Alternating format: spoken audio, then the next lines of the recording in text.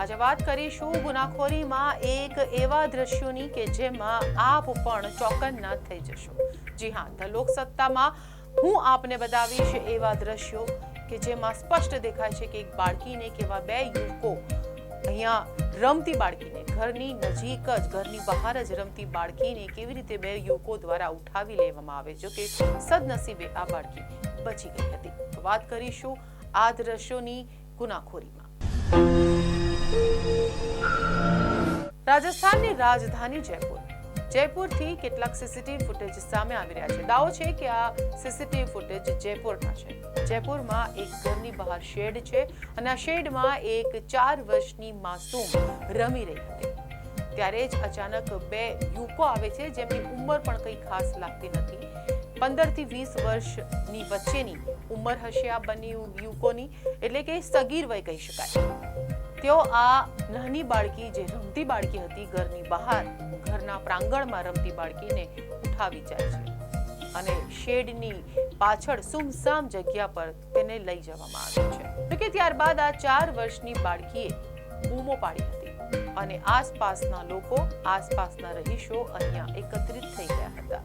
જ્યારે આસપાસના લોકો અને લોકટોળા અહીંયા ઉમટી પડ્યા હતા ત્યારે બંને યુવકો પણ સાવધાન થઈ ગયા હતા અને તેઓ બાળકીને મૂકીને નાસી છૂટ્યા હતા અને આ રીતે બાળકી બાલ બચી ગઈ હતી।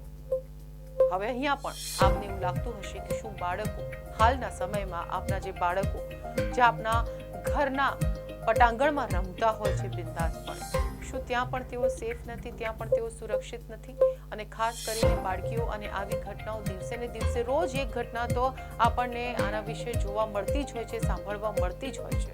આખરે કેમ અને ક્યારે જાગશે આ સમાજ અને આ સમાજને શું થઈ ગયું છે? આ દૂષણ કેમ વધતું જાય છે? કેમ બાળકીઓ સુરક્ષિત નથી? એક નાની બાળકી 4 વર્ષની બાળકી શું ઘરની બહાર ન રમી શકે? જી હા, આવા દ્રશ્યો પરથી તો આપણને એવું જ લાગે અને જે બાળકો છે, જેમના નાના બચ્ચાઓ છે, જે પેરેન્ટ્સ છે, જે માતા પિતા છે, તેમના માટે તો આ લાલ બત્તી સમાન કિસ્સો છે, આ લાલ બત્તી સમાન દ્રશ્યો છે।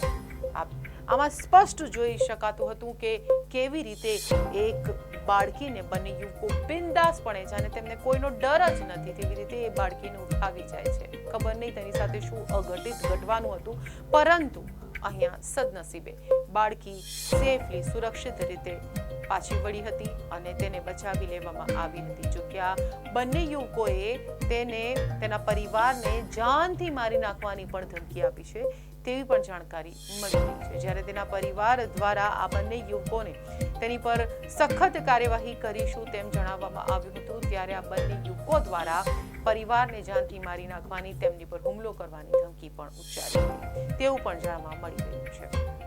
હવે ડર લાગે છે ને, જે માતા પિતા છે, જેમના નાના બચ્ચાઓ છે, તેમને બિલકુલ ડરવાની જરૂર છે એવું લાગી રહ્યું છે, એવું વાતાવરણ ઊભું થઈ ગયું છે અને આના કારણો શું છે સમજાતું નથી। શું વધતા પ્રમાણમાં સોશિયલ મીડિયા કે પછી એવી કેટલીક સાઇટ્સ કે એવું કેટલુંક ઇન્ટરનેટ પર પણ એવા કેટલાક એવું કે મટીરિયલ્સ ઉપલબ્ધ થતું હોય છે કે જેથી માનસિકતા બગડતી હોય છે?